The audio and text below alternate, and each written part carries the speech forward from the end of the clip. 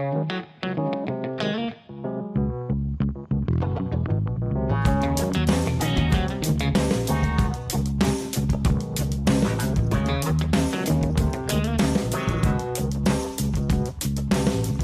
why welcome back to TV Spoilers. Today I'll reveal to you the chaos ending for Mariah that leaves Abilene and Bev in desperate rate. Young and the Restless spoilers reveal that Dominic had reached a limit his own small body could no longer explain. After days of being carried from place to place, stripped of routine, separated from the people who anchored him, his fear stopped being something he could cry through and became something that quietly poisoned his strength. He didn't have the language to describe panic, the power to choose, or the control to protect himself. All he had was a fragile frame forced to endure relentless stress, exhaustion, and the unstable energy of the person holding him. The more Mariah kept moving, the more she convinced herself that distance meant safety, the more Dominic became like a leaf caught in a cold current unable to settle long enough to breathe. The early warning signs were easy to miss if someone wanted to believe everything was fine. A duller gaze, an unusual heaviness in his limbs, moments when his reactions slowed. A clinginess that wasn't comfort but survival. Yet Mariah's obsession, sharpened by manipulation, turned every symptom into something she could rationalize away. She interpreted Dominic's fatigue as proof the outside world was pressuring him, and she treated isolation as medicine. But Dominic's body could not be persuaded by her fear. It only understood that it was running out of fuel, running out of balance, and slipping toward a collapse that would not wait for anyone to come to their senses. Mariah had been pulled so far under Ian's influence that fear became her only compass. In her mind, anyone who wanted Dominic back was a threat, a predator hiding behind concern, a hand reaching to rip the child away from the protection she believed she alone could provide. She could no longer separate danger from imagination. She told herself she was shielding Dominic from harm, yet the cruel irony was that her grip was the harm. Each hour on the move, each frantic decision, each refusal to let anyone in, pushed Dominic closer to the edge. The more desperate she became, the more she tightened her narrative, because the narrative was the only thing keeping her from facing the simplest, most terrifying truth. Dominic needed stability, not escape. And stability meant surrendering control, something her manipulated mind could not tolerate. Then the collapse happened with the terrifying suddenness of a light going out. Dominic was in Mariah's arms when his body surged with heat, sweat beating across his forehead, his breathing turning sharp and uneven as if he couldn't decide whether to gasp or disappear. His eyes drifted, his lips paled, his limbs slackened as though gravity doubled, and then he fainted. Not a tired doze, not a momentary slump, but a frightening shutdown in absence that hit the room like a slap. A small tremor, the hint of a mild seizure, flickered through him, and Mariah froze in horror. For a brief instant, the fantasy cracked and a raw reality screamed through. The child could die.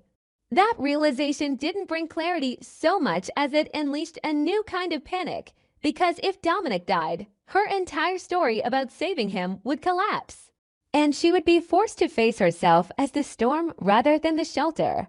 Mariah tried to care for Dominic on instinct. She shook him gently, called his name, pressed her ear against his chest as if she could will a heartbeat into steadiness, searched his face for any sign of returning awareness. But the harder she tried, the more obvious it became that she could not fix this alone. Dominic did not wake. His breath remained thin and irregular. His fever-like heat felt wrong, unnatural, urgent. A surviving fragment of her reason screamed that she needed medical help, immediately trained hands, proper equipment, a hospital. Yet the moment that thought formed, the darker obsession rose to swallow it. If she called for help, they would find her. If they found her, they would take Dominic. If Dominic went to a hospital, the world would reclaim him and she would lose him forever. That conflict trapped her between two cliffs, saving Dominic by letting others intervene, or clinging to him and pretending her grip was love. Under manipulation, love becomes a weapon, and Mariah's blind faith turned her into someone who could not recognize the difference between protection and possession. In her panic, she made mistakes, In her rush, she left traces small, careless signs that she would have concealed if she were thinking clearly. A forgotten item, a rushed move, a moment of indecision that disrupted the careful invisibility she'd been trying to maintain. Those imperfect scraps of evidence became a trail, and Abby, Chance, and Devin followed it with the frantic intensity of people who no longer had the luxury of hope. Abby was past pleading, past patience, past trusting that time would soften the situation. Maternal fear had hardened into action. Chance and Devin moved with their own private burdens, duty, guilt, responsibility, and an aching awareness that every minute Dominic remained in this spiral was a minute they might never get back. They weren't chasing a mystery anymore. They were racing death. When they finally forced their way in, the confrontation felt like two realities colliding at full speed. Abby saw Dominic limp and frighteningly still in Mariah's arms, and something in her broke clean through. She was no longer a woman trying to manage optics or control her voice. She was only a mother staring at the nightmare she'd been living in her imagination, now made flesh. Chance and Devin were hit by the same brutal clarity. This was no longer about misunderstanding or moral debate. This was medical crisis, immediate and irreversible if mishandled. Mariah, on the other hand, clutched Dominic as if he were her last proof that she wasn't a monster. She held him like an argument, like a shield, like a verdict she could still rewrite if she refused to let go. The quieter Dominic became, the louder Mariah's desperation grew, because silence meant consequence and consequence meant collapse. The struggle centered on one question that should never have been negotiable: get Dominic emergency care now. For Abby, it wasn't a choice. It was instinct. It was law. It was the only remaining form of love that mattered. For Chance and Devin, it was responsibility and a desperate attempt to undo the damage time had already done. But for Mariah, it felt like surrender to the enemies she'd been trained to see everywhere. She interpreted intervention as betrayal. She believed that letting Dominic go would erase her, condemn her, strip her of purpose. Her terror of being judged fused with the manipulation in her head until she couldn't recognize that the true threat wasn't Abby's arms or Chance's authority or Devin's urgency, it was Dominic's failing body. The tension sharpened into something dangerous, because one wrong move, one wasted second, could turn this into tragedy that no apology could touch. At last, Dominic was taken to the hospital in critical condition. The urgency of his limp form forced a temporary ceasefire, because even Mariah could not fully deny what her eyes were showing her. Yet the cost of those hours of stress, movement, and refusal appeared immediately in the harsh language of medicine. The doctors did not soften what they saw. They spoke in warnings, in survival chances, in risks that hung like a noose over the hallway. They made it clear Dominic's condition was grave, and the likelihood of losing him was frighteningly high. Abby absorbed those words like ice driven into her chest. She had found her child, but she might still lose him behind a closed door while machines decided what her love could not. Chance and Devin stood beside her, trying to be pillars, but their faces betrayed the same truth. They were terrified, and they hated themselves for being late, for being powerless, for letting this spiral reach the point where a child's life had become a question mark. Mariah was restrained, kept back, prevented from following Dominic into the center of care. And instead of clarity, she clung harder to her delusion. She still believed she was right. She still believed the world was stealing Dominic under the guise of help. The separation fed her paranoia, because it echoed everything Ian had planted in her mind, that no one would understand her, that everyone would turn against her, that she was the only safe place Dominic had. The tragedy deepened not only because Dominic was fighting for his life, but because Mariah was still losing her grip on reality at the very moment reality demanded surrender. The hospital air grew heavy, thick with the kind of waiting that feels like punishment. Abby was forced to sit, but her body refused stillness. Every footstep, every distant beep, every door opening made her flinch as if fate were clearing its throat. Dominic's limp silence replayed in her mind like a cruel loop. She blamed herself for not getting to him sooner, for believing she could reason with a mind that had been warped, for thinking love could win without urgency. Chance and Devon tried to hold Abby steady, yet they were unraveling too, each wrestling with a private storm of guilt and dread.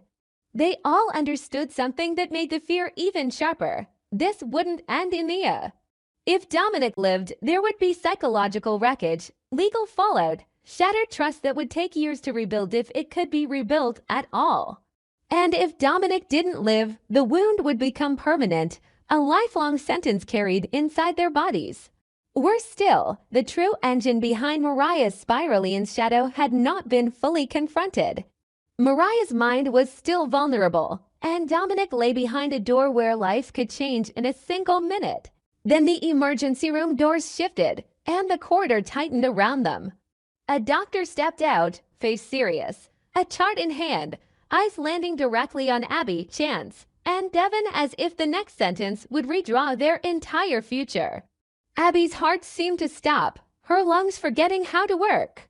But before the doctor could speak, a sudden commotion broke from down the hall. Fast footsteps, a jolt of movement, a sharp burst of panic, and Abby turned just in time to see Mariah, eyes wild and determined, fighting to surge toward the hospital doors as if someone had just whispered a new command into her ear, a command that could destroy everything at the exact moment Dominic's life was still hanging by a thread. Abby had already cried herself hollow before she ever laid eyes on Dominic again. There is a particular kind of fear that doesn't simply hurt, it reorganizes the body from the inside out, turning every breath into a question and every heartbeat into a warning. She had lived in that fear for too long, long enough that it stopped feeling like panic and started feeling like fate stalking her step by step. The more evidence accumulated that Mariah had taken Dominic, the more Abby's mind spiraled between disbelief and a brutal certainty she didn't want to touch. She kept thinking of all the ordinary moments she had taken for granted: Dominic's small hands, his sleepy weight, the way a child's warmth can make the world feel safe for a second, and now those memories felt like glass shards. Devon tried to hold her together, but even he carried his own helpless anger, the kind that doesn't explode outward so much as burn quietly behind the eyes. They were no longer searching for a missing child in the abstract. They were searching for time itself, for the chance to arrive before something irreversible happened, for the possibility that love could still be tragedy if they moved fast enough. They did not have the luxury of a clean trail or a neat answer. Abby and Devon were running on instinct, fragments, and a desperation that made every detail feel like it might be the one that saved Dominic's life. The confirmation that Mariah had abducted him didn't bring clarity. It brought a heavier kind of terror, because it meant Dominic wasn't simply lost, he was in motion, in someone else's arms, in someone else's unstable reality. Abby's thoughts kept colliding with the same unbearable image: a baby crying until his throat hurt, a baby calling out in the only language he had, and no familiar face answering. Devon watched Abby unravel in small ways he could not fix. He wanted to be the steady one, the rational one, the one who kept her from collapsing completely. But fear does not respect logic. Fear doesn't care how strong you usually are. Fear only cares whether you arrive in time. And then, when hope was thinning into exhaustion, a new lead surfaced, not something shiny and obvious, but the kind of neglected clue that exists because people assume the past can't help them anymore.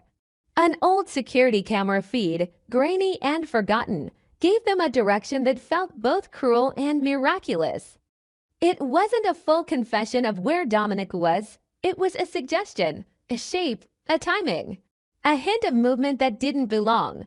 But when you are searching for a child who could be slipping toward danger with every minute, you don't ask the universe for certainty. You take what it gives you and you run. Abby and Devon didn't debate. They didn't pause to wonder if it was a trap or a dead end. They followed the thread because not following it would be worse than being wrong. It would be choosing inaction, and Abby could no longer survive the thought of choosing anything that wasn't Dominic. The drive to that remote location didn't feel like travel, it felt like punishment. The landscape outside the windows blurred into something meaningless because Abby's mind was trapped in the same loop. Dominic, Dominic, Dominic.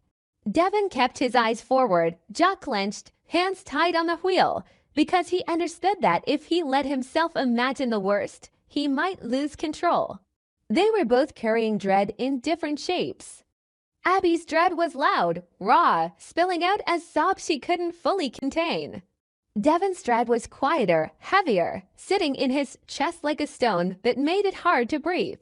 He kept thinking about how quickly a child can decline when there's fever, dehydration, stress, and neglect of proper care. He kept thinking about how fragile Dominic truly was, how a body that small doesn't have much room to negotiate with crisis.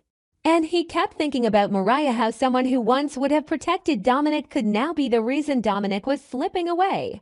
The betrayal embedded in that reality didn't just anger him, it made him feel sick. When they reached the isolated house, everything about it screamed wrongness, the silence, the emptiness, the sense of abandonment clinging to the walls like cold damp. Abby didn't approach it like a cautious adult weighing risks. She approached it like a mother whose soul had been yanked forward by a cord tied to her child.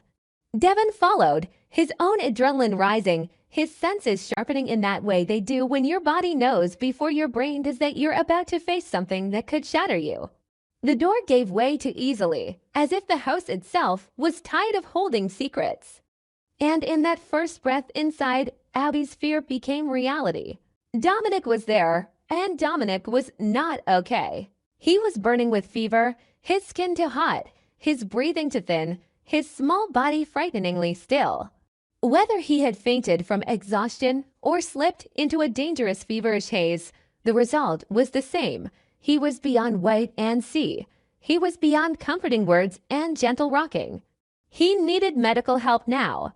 Abby's scream didn't sound like language, it sounded like something ripped from the oldest part of her, the part that has no filter, no pride, no restraint.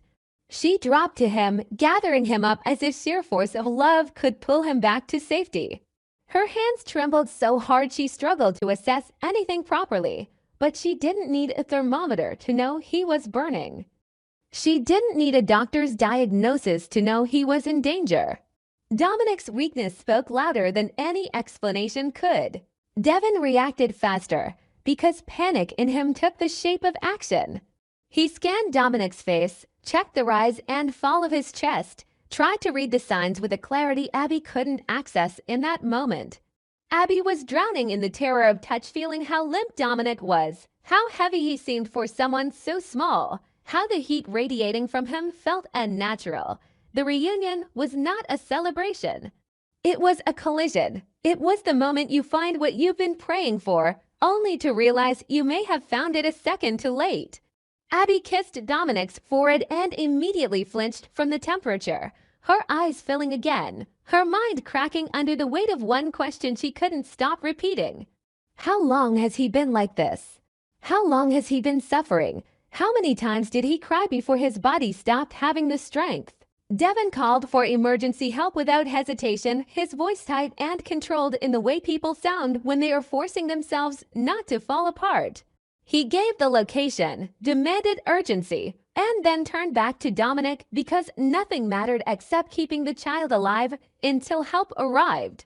Abby, still shaking, moved into instinctive triage, trying to cool Dominic, trying to keep him responsive, trying to do anything that felt like fighting back against the helplessness.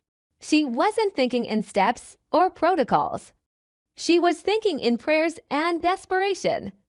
She whispered his name again and again, not as dialogue, but as a lifeline she refused to let go of. Devin stayed close, steadying her hands, steadying the moment, because if Abby collapsed, Dominic would lose the only warmth he recognized in this horror. The time between calling for help and receiving it felt endless, even if it was only minutes. That's what fear does. It stretches time into something cruel and slow. Abby kept watching Dominic's face, searching for any twitch, any sign, any proof that he was still fighting. Devin kept watching Abby too, because he saw the way her terror was sharpening into something that could break her permanently. A parent can forgive many things, betrayals, disappointments, misunderstandings, but the threat of losing a child is a wound that doesn't close neatly. It changes you. Devin knew that if Dominic didn't make it, Abby would never be the same. And he knew he wouldn't be either, because standing there, holding that small feverish body, he could feel the weight of how fragile everything in their lives truly was. When they finally rushed Dominic toward Genoa City Hospital, the journey became a frantic corridor of motion and silent pleading. Abby held Dominic as if her arms were the last barrier between him and the darkness. Devin stayed alert, pushing for speed, pushing for priority, pushing against every delay the world tried to impose. Abby's tears didn't stop, they didn't soften. They came in waves, because that's what happens when your heart can't find ground. She kept thinking of the guilt that would follow if Dominic's condition worsened. She kept thinking of the anger she would never be able to swallow. She kept thinking of Mariah, and the thought made her chest tighten with a confusing mix of heartbreak and fury. Part of Abby wanted to believe there had to be a reason, that Mariah had been scared or misled or end well. Because the alternative that Mariah had knowingly endangered Dominic was too monstrous to hold in one mind. But Dominic's fever was real, and it didn't care what story Abby wanted to tell herself to survive. At the emergency room, everything moved with the cold efficiency of crisis. Dominic was taken from Abby's arms, and that separation felt like a second abduction, even though Abby knew it was necessary. The doctors and nurses moved quickly, voices firm, hands skilled, faces serious. Abby stood there, trembling, watching strangers become the only people who could help her child. Devin stayed beside her, anchoring her with his presence, but even he looked haunted. There are moments when you realize you are not in control of your own life, moments when all your love, all your money, all your determination mean nothing against biology and time. Abby lived inside that moment as Dominic disappeared behind doors and curtains, and the waiting began. Waiting in a hospital is its own kind of torture. It's not passive, it's active suffering. Every second is filled with imagination, and imagination is merciless when you're terrified. Abby sat and stood and paced and clutched her own arms as if she could keep herself from shaking apart.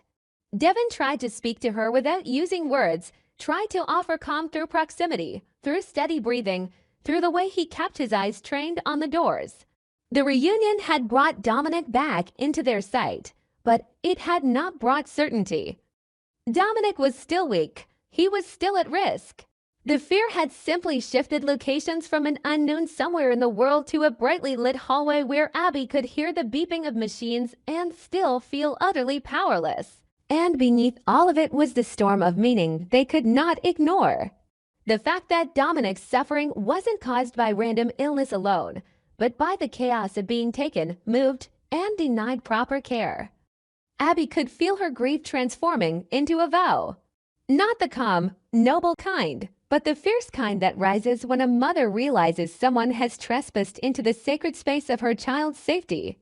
Devin felt it too, though in him it carried additional layers of regret that things had been allowed to reach this point, and a protective anger that made his hands curl into fists when no one was looking. They didn't need to speak to understand what would happen next. If Dominic survived and Abby refused to imagine the other possibility, they would not simply move on. They would demand answers.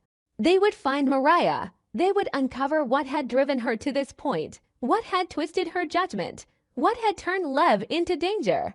Because without that truth, there would be no safety, only temporary relief before the next collapse. Still, as they waited, I can't help admitting something I usually try not to say out loud when watching stories like this unfold. It scares me how quickly intention can be weaponized by fear. We like to believe that love is automatically safe, that caring about someone guarantees we won't harm them, but moments like this expose how fragile that belief is. Mariah's insistence that she was saving Dominic, whether born from manipulation, delusion, or desperation, didn't change the fact that Dominic's body paid the price. Abby's terror didn't make her stronger in a glamorous way. It made her human, shaking and raw, reduced to a single purpose: And Devin's steadiness didn't make him invincible. It made him the kind of person who keeps moving even while he's breaking inside. That's what hits me hardest, the realism of how fear makes everyone smaller, how it strips away the roles and leaves only the essential truth: someone might die, and you might not be able to stop it. When the doctors finally emerged, their faces held the kind of caution that refuses to promise anything. Abby's breath caught so sharply it hurt. Devin straightened like he was bracing for impact. They were told Dominic was still extremely weak, still in a dangerous state, still requiring serious care.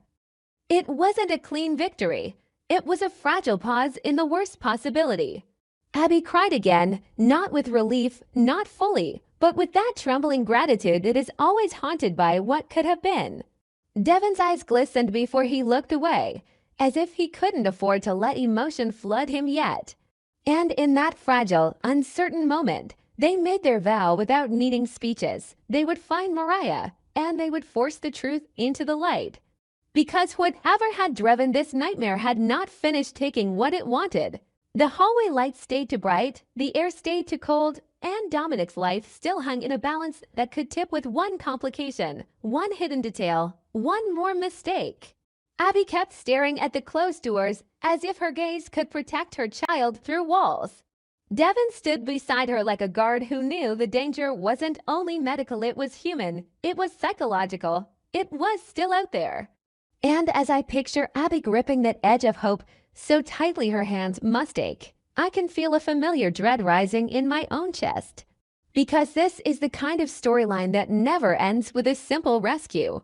It ends with consequences. It ends with someone having to pay. It ends with the moment you think you've gotten Dominic back, only to realize the real fight is about to begin, because Mariah is still missing, still unstable. And whatever pushed her to do this might be ready to strike again when Abby least expects it. On our TV Spoilers channel, I always seek content inspiration for each video by compiling short video clips to analyze and offer my personal opinions. This channel specializes in analyzing, theorizing, and discussing plot points in the Young and the Restless series from the perspective of a longtime fan. Through this, viewers can gain deeper, more objective, and more interesting perspectives. Subscribe to the channel to stay updated on the latest news about the Young and the Restless series.